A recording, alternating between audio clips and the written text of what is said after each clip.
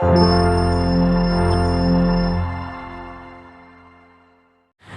बच्चों, मैं एक बार कैमरामैन मुकुल के साथ गुरप्रीत सिंह के ट्यूटोरियल क्लासेस में आपका बहुत बहुत स्वागत करता हूं। तो आज देखते हैं कि आज बच्चों के लिए आज क्या नया है। तो आज बच्चों के लिए जो नया है आज है राउट स्लो। राउट स्लो को आज हम पढ़ेंगे बहुत अच्छी तरीके से, बड़े ध्यान से कोशिश करेंगे समझाने की, और आप लोग भी मेरा थोड़ा सा साथ देना और इसे अच्छी तरीके से समझना। पहला क्वेश्चन ये है कि राउट स्लो की ऐसी क्या ज़रूरत पड़ गई, कि राउट स्लो की ऐसी क्या ज़रूरत पड़ गई। तो इससे पहले जो मैंने आपको जो टॉपिक पढ़ाया था, वोलेटाइल और नॉन वोलेटाइल सॉल्यूट को अगर हम एक साथ मिक्स करते हैं तो उसके वेपर प्रेशर पर क्या इफेक्ट पड़ेगा, वेपर प्रेशर घटेगा या बढ़ेगा। तो पहले P0A था, फिर बाद में PA हो गया, तो इसका मतलब पहले के मुकाबले वेपर प्रेशर घट गया। तो राउट स्लो ने यही बताया कि वो जो डिफरेंस आया, कितना डिफरेंस आया। अगर हम कई सारी चीज़ का मिक्स करते हैं और उसका वेपर प्रेशर निकालते हैं तो वेपर प्रेशर निकालने के लिए हमें राउट स्लो का यूज़ करना पड़ेगा। कितना अंतर आया और कितना उसका वेपर प्रेशर आया सॉल्यूशन का, ये चीज़ हमें राउट स्लो ने बताई थी। तो अगर मैं राउट स्लो की बात करूँ तो वो कहता है कि for a non volatile solute, ये जो राउट स्लो का जो हम यूज़ बता रहे हैं, जो हम नियम बता रहे हैं, लॉ जो बता रहे हैं, वो सिर्फ नॉन वोलेटाइल सॉल्यूट के लिए है। अगर वोलेटाइल सॉल्यूट होगा तो उसके लिए राउट स्लो थोड़ा सा चेंज हो जाएगा, उसको भी हम बताएंगे। तो फिलहाल हम बात कर रहे हैं कि for a non volatile solute, non volatile solute को अगर हम वोलेटाइल में मिलाते हैं तो उसका वेपर प्रेशर पे क्या इफेक्ट पड़ेगा, वो चीज़ हमें उसने बताई। तो हमने क्या काम करा था, हमने ये काम करा था कि हमने सबसे पहले एक बीकर लिया था। बात को ध्यान से समझें। सबसे पहले हमने एक ये बीकर लिया, और बीकर लेने के बाद हमने क्या काम करा, अब हमने इसमें सॉल्यूट के पार्टिकल्स डिजोल्व करे। कैसे पार्टिकल? सॉल्यूट के, ठीक है। लेकिन सॉल्यूट भी कैसा होना चाहिए मेरा? Non volatile. नॉन वोलेटाइल हुआ, इसका मतलब यहाँ जो मैंने सॉल्वेंट लिया है इसके अंदर, ये हमने यहाँ सॉल्वेंट ले लिया, ठीक है, ये तो सॉल्वेंट है, और सॉल्वेंट भी कैसा है? वोलेटाइल। कैसा है? वोलेटाइल। और जो सॉल्यूट के पार्टिकल्स हैं वो कैसे हैं? Non volatile. वो कह रहा है कि for a non volatile solute. तो क्या होगा, जब हम इसका वेपर प्रेशर देखेंगे तो वेपर प्रेशर जो इसका निकलेगा बेटा, वो कितना निकलेगा? वो हमारा निकलेगा PA। जो इसका वेपर प्रेशर निकलेगा वो PA निकलेगा। अच्छा, ये बात जितनी भी हो रही है सारी क्लोज कंटेनर के अंदर हो रही है, ये बात ध्यान रखना। ये सारी बात क्लोज कंटेनर के अंदर हो रही है। जो वेपर्स बनेंगी वो PA बनेंगी, पहले के मुकाबले कम बनेंगी। अब कम बनेगी तो इसका टोटल वेपर प्रेशर जब हमने इसका निकाला, क्या निकाला? PT। हमने क्या निकाला? इसका PT निकाला। देखिए PT टोटल वेपर प्रेशर कैसे निकालेंगे। तो टोटल वेपर प्रेशर हमने जो निकाला इसका, भाई P0A mole fraction of A plus P0B mole fraction of B। जब आपने टोटल वेपर प्रेशर निकाला, अब हमने टोटल वेपर प्रेशर कैसे निकाला? हमने दोनों का वेपर प्रेशर अलग अलग निकाला। भाई पहले इसका फिर इसका। भाई मान के चलिए एक बीकर लिया था, उसमें प्योर सॉल्वेंट था, हमारा प्योर सॉल्वेंट था, तो उसकी जो वेपर्स बनी होंगी वो P0A बनी होगी। ये बात बताओ, बिल्कुल प्योर था, सिंगल था। लेकिन जैसे मैंने नॉन वोलेटाइल लिया, दूसरी तरफ मैंने नॉन वोलेटाइल लिया, तो नॉन वोलेटाइल की जो वेपर्स बनेंगी वो वेपर्स बनेंगी नहीं, वेपर्स बनेंगी नहीं। तो जब मैंने टोटल वेपर प्रेशर दोनों का कलेक्ट करा, तो इन दोनों बीकरों को जब मैंने एक बड़े से बीकर के साथ मिक्स करा तो क्या हुआ? वेपर प्रेशर P0A से P हो गया। इसका मतलब ये जो मेरा जो सॉल्यूट के पार्टिकल्स हैं नॉन वोलेटाइल, इनका तो कुछ कोई भी वेपर प्रेशर था ही नहीं। क्यों? क्योंकि ये नॉन वोलेटाइल हैं, क्योंकि नॉन वोलेटाइल का कोई वेपर प्रेशर नहीं होता। अब जब हमने इन दोनों को मिक्स किया तो टोटल वेपर प्रेशर हमने निकालने की कोशिश करी।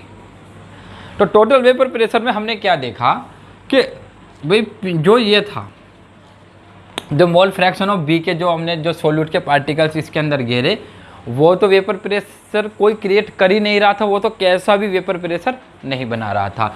तो उस कंडीशन में जब हमने इसका निकाला, भाई इसके भी भाई P not A mole fraction of A, P not B mole fraction of B. Total vapour pressure ऐसे ही तो निकालते हैं हम, लेकिन ये तो वो वेपर प्रेशर हमारा क्रिएट कर ही नहीं रहा, ये तो वेपर प्रेशर हमारा बना ही नहीं रहा। जब बना नहीं रहा तो हमने इसको कितना रख दिया, 0, और 0 में जब हमने जोड़ा तो टोटल वेपर प्रेशर आया P not A mole fraction of A. लेकिन समझने वाली बात है, सर आपने P not A mole fraction of A को पी ए कैसे लिख दिया? सर पी ए तो मेरा टोटल वेपर प्रेशर है सॉल्यूशन का, मतलब सॉल्यूशन क्या हुआ मेरा, ए प्लस बी। जब मैंने ये ए है ये बी है, जब मैंने इन दोनों को मिक्स करा तब मेरा जो वेपर प्रेशर निकला वो पी ए निकला। बात को समझो, ये बात बहुत समझने वाली है कि P T total vapour pressure हमारा पी ए के बराबर कैसे आ गया। भाई जब हमने इन दोनों चीज़ों को मिक्स करा तो मिक्स करने पे हमारा ए प्लस बी जो बना होगा, तो ए तो वेपर बनाने की कोशिश कर रहा होगा लेकिन बी उसे वेपर नहीं बनाने दे रहा होगा। तो कुल मिला के जो टोटल जो प्योर सॉल्वेंट है उसी के ही ऊपर जो टोटल वेपर प्रेशर है वो डिपेंड कर रहा है। ये जो मोल फ्रैक्शन है, जो ये प्योर सॉल्वेंट है, इसी के मोल फ्रैक्शन पे ये डिपेंड कर रहा है। तो जब डिपेंड कर रहा है तो इसका जो टोटल वेपर प्रेशर निकलेगा सॉल्यूशन का वो पी ए निकलेगा, ना कि पी नॉट ए, क्योंकि मिक्सिंग हो गई ए प्लस बी की। बी का तो उसमें कोई भी लेना देना नहीं है, लेकिन बी ऐसी कोशिश कर रहा है कि वो ए को उसकी वेपर्स बनाने से रोक रहा है। जो पी नॉट ए बनना था वो पी ए बना, मतलब उसका जो सिर का जो ताज है वो उतर गया, सिर का जो ताज है वो उतर गया। तो हम यहाँ बोल सकते हैं जो ये पी टी है ये है वेपर प्रेशर ऑफ सॉल्यूशन। भाई ये जो पी टी है टोटल वेपर प्रेशर किस चीज़ का है, vapour pressure of solution equal to कितना, P A vapour pressure of solvent in solution. मतलब पी ए जो है ना वो वेपर प्रेशर है और सॉल्वेंट का इन सॉल्यूशन। उस सॉल्यूशन के अंदर जो सॉल्वेंट जो प्रेशर क्रिएट कर रहा है वो है पी ए, और ये हो गया total vapour pressure of the solution. तो राउट्स लॉ ने यही बताया कि इसमें कितना डिफरेंस आया, कैसे आया डिफरेंस। तो उस डिफरेंस को यहाँ देखते हैं, उसने क्या बताया। वो कहते हैं according to the Raoult's law, अगर राउट्स लॉ के अकॉर्डिंग हम देखें, वो कह रहा है कि the vapour pressure of a solution containing a non volatile solute, non volatile solute is equal to the vapour pressure of pure solvent times the mole fraction of the solvent. ये उसने बताया, मतलब जो टोटल वेपर प्रेशर होगा वो pure के vapour pressure के mole fraction के मल्टीप्लिकेशन के बराबर होगा। देखिए इनटू आ रहा है यहाँ। अब अगर आप बात करें तो अगर मैं पीटी की बात करूं तो पीटी मेरा क्या है, पीटी है मेरा solution, total solution. P not a क्या है मेरा, पी नॉट ए सॉल्वेंट और मोल फ्रैक्शन ऑफ सॉल्वेंट। ये देखिए अब पी नॉट ए और मोल फ्रैक्शन ऑफ ए ये अपने आप में क्या है, एक प्योर है, प्योर स्टेट में है। अब सर आपने एक चीज़ और बताई थी कि जो पी नॉट ए है, जो पी ए की वैल्यू है वो तो छोटी होगी पी नॉट ए से। हाँ ये बताया था मैंने, ये मैंने आपको बता रखा है पिछले वॉलेटाइल और नॉन वॉलेटाइल के अंदर, क्योंकि वेपर प्रेशर तो इसका ज़्यादा होगा क्योंकि ये तो मिक्सिंग का है, ए प्लस बी, ये तो पूरे सॉल्यूशन का है, ये प्योर का है, तो प्योर का वेपर प्रेशर ज़्यादा होगा दैन सॉल्यूशन से, ठीक है।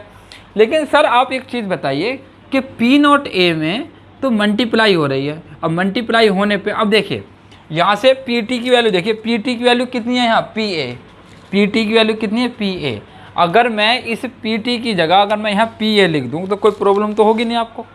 मैं अगर यहाँ P A equal to vapour pressure of pure A mole fraction of A, अगर मैं ऐसे लिख दूँ कोई दिक्कत नहीं है, क्योंकि total vapour pressure P A के बराबर आ रहा है मेरा टोटल। देखो टोटल वेपर प्रेशर, इसको सुनो, ये जो टोटल वेपर प्रेशर है ये किसका, ये सॉल्यूशन का है, ये एक अलग अकेले सिंगल कंपोनेंट का नहीं है कि प्योर का है। अगर प्योर का होता तो पी नॉट ए होता, लेकिन ये तो पूरे सॉल्यूशन का है, ये पूरे सॉल्यूशन का जब हमने निकाला तो वो पी ए के बराबर आया। तो पी टी की वैल्यू मैंने रख दी पी ए, तो P A equal to P not A और मोल फ्रैक्शन ऑफ ए। अगर मैं यहाँ से बात करूँ मैं इसको साफ कर देता हूँ ज़रा, यहाँ से देखते हैं। अगर जैसा कि आप कह रहे हैं सर कि ये हमने लिख लिया P0A, ठीक है, लेकिन आप ये देखिए कि जो मोल फ्रैक्शन ऑफ A है, अगर हम मोल फ्रैक्शन ऑफ A की P0A में अगर मल्टीप्लाई करेंगे तो PA की वैल्यू तो P0A से ज़्यादा आनी चाहिए। अगर प्रैक्टिकली आप थोड़ा सोच रहे हैं, अगर दिमाग पे जोर दे रहे हैं तो, क्योंकि जब मल्टीप्लाई हो रही है तो वो तो ज़्यादा आएगा, लेकिन नहीं, ये कम ही आएगा। अब कम कैसे आएगा वो देखेंगे, क्योंकि मोल फ्रैक्शन ऑफ A और मोल फ्रैक्शन नंबर, जो मोल फ्रैक्शन ऑफ A है वो एक सिंगल कंपोनेंट का है, एक सिंगल है, और सिंगल जो सिंगल कंपोनेंट होगा उसका मोल फ्रैक्शन एक से कभी भी ज़्यादा नहीं आ सकता। ये आपने पढ़ा होगा कि mole fraction of A mole fraction of B equal to होता है हमारा 1। लेकिन जब हम इसमें मल्टीप्लाई कर रहे हैं तो PA की वैल्यू तो हमेशा ज़्यादा आनी चाहिए, क्योंकि जब मल्टीप्लाई कर रहे हैं तो PA की वैल्यू तो ज़्यादा आनी चाहिए। लेकिन वो कह रहा है कि P0A की वैल्यू ज़्यादा है, लेकिन नहीं, PA की वैल्यू ही कम है। मान के चलिए कि मैं P0A की वैल्यू 10 ले रहा हूँ। कितनी ले रहा हूँ मैं? 10। और जो मोल फ्रैक्शन है वो तो 1 से कम आएगा, वो तो 1 से कम आएगा। तो मैं मान रहा हूँ कितना आ रहा है मेरा, 0.1 है। कितना आ रहा है मेरा? 0.1 है। तो आप ये देखेंगे मोल फ्रैक्शन कितना, जो ये PA आएगा, जो मेरा वेपर प्रेशर आएगा सॉल्यूशन का, वो कितना आएगा मेरा? 1 आएगा। वो मेरा कितना आएगा?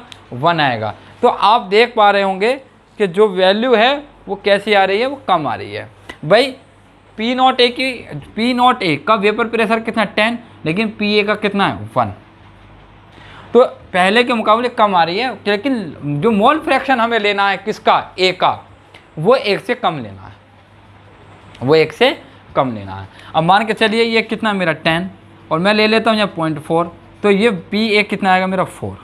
तो पहले देखिए, पहले कितना था भाई? P0A प्योर का कितना था? इतना। लेकिन मिक्सर का भाई P0A PA तो मेरा कम आएगा, और PA कम कितना है मेरा? 4 आया।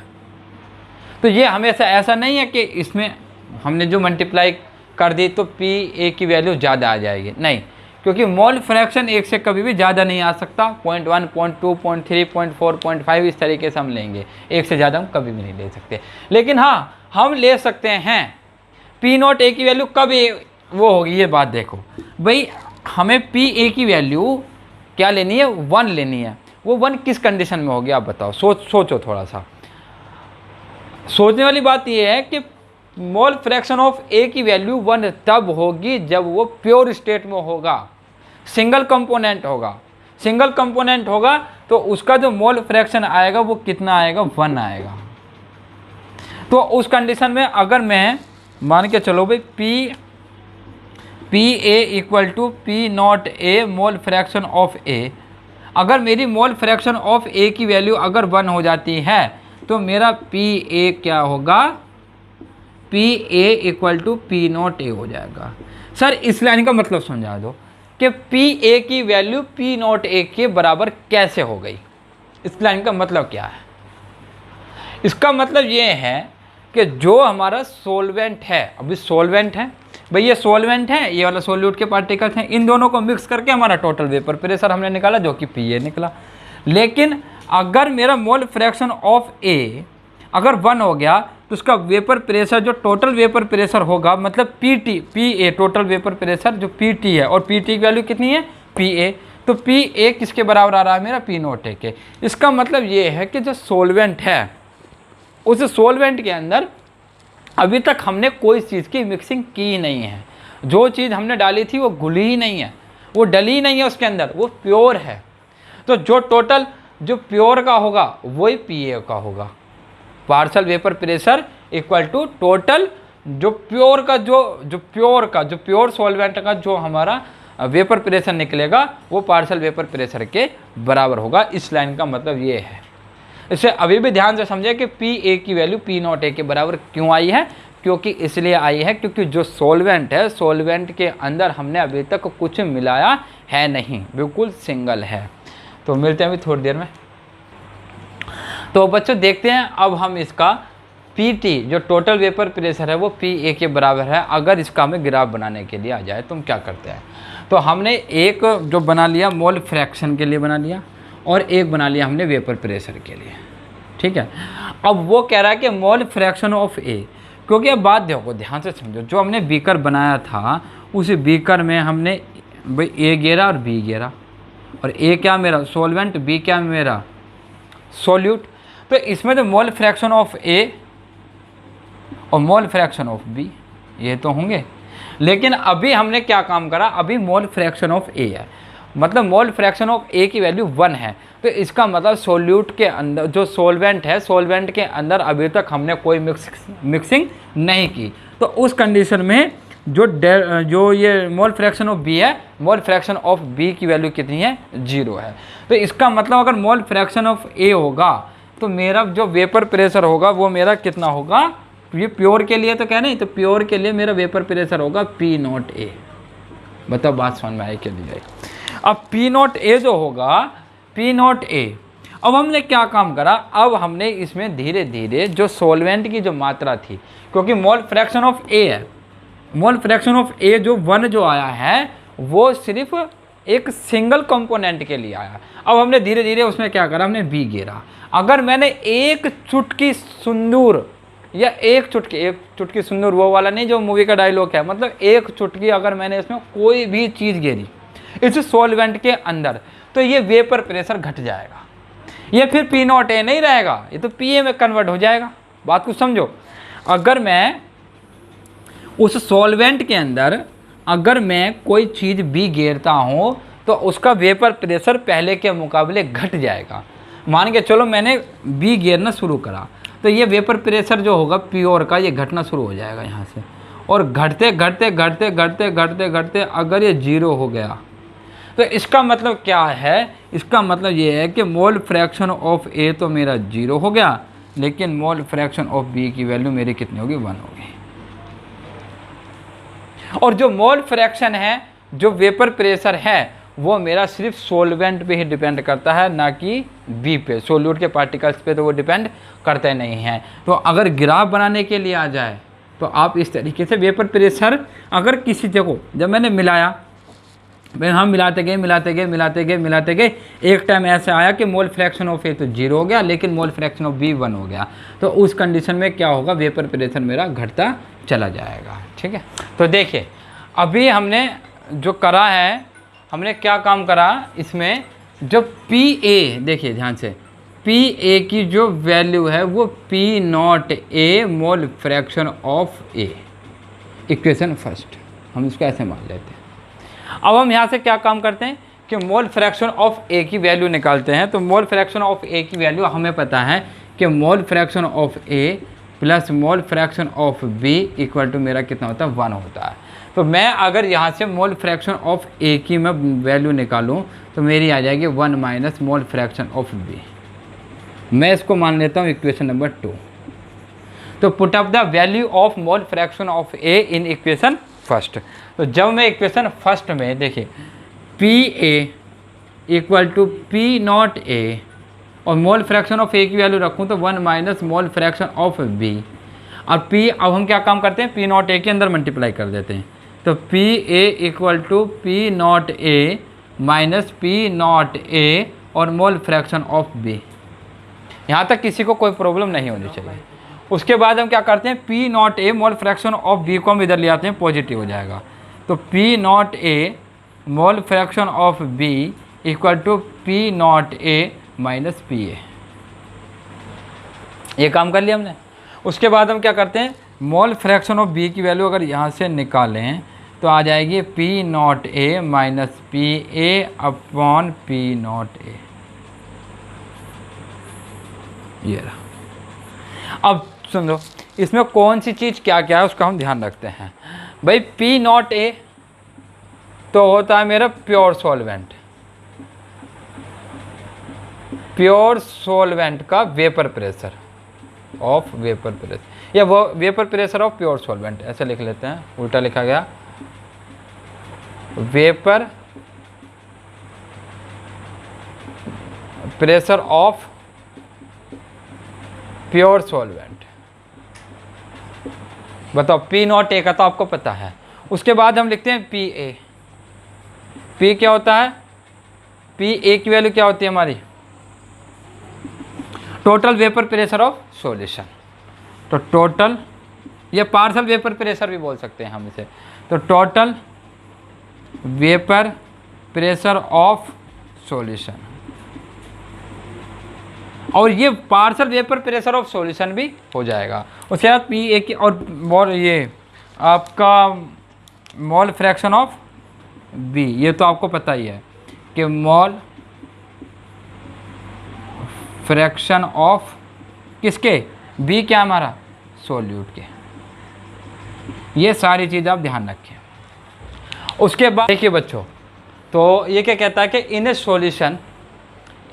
Solution the partial vapour pressure due to the each volatile component is directly proportional to the mole fraction of that component. ये P A equal to P not A mole fraction of A के बारे में ही इसने बात बताई है कि in a solution the partial vapour pressure due to the each volatile component directly proportional to the mole fraction of that component. तो प्योर, अगर ये जो चीज़ है जो राउट्स ने बताई थी, ये राउट्स ने ये चीज़ बताई, तो अगर मोल फ्रैक्शन ऑफ बी की मैं अगर वैल्यू निकालूं तो मोल फ्रैक्शन ऑफ बी की वैल्यू होती है number of moles A upon number of moles A plus number of moles of B. इस तरीके से हम फॉर्मूला निकाल सकते हैं। लेकिन अगर ध्यान रखना, अगर उसने बात बोल दी कि फॉर डाइल्यूट सॉल्यूशन की अगर उसने कंडीशन बोल दी, तो हम क्या बोलेंगे, उसमें N2 की जो वैल्यू है वो ख़त्म हो जाएगी, वो नेगलेक्ट हो जाएगी, क्योंकि फॉर वेरी डाइल्यूट सॉल्यूशन के लिए N2 हमारा ख़त्म हो जाएगा। तो यहाँ से मेरा नंबर ऑफ मोल्स अगर मैं B निकालता हूँ तो N1 अपॉन N2 मेरा निकल के आएगा। दूसरा, नंबर ऑफ मोल्स B की वैल्यू आपको पता है कितनी है, P not A minus P A equal to P not A equal to N1 upon N2। यहाँ से फॉर्मूला हमारा बनता है।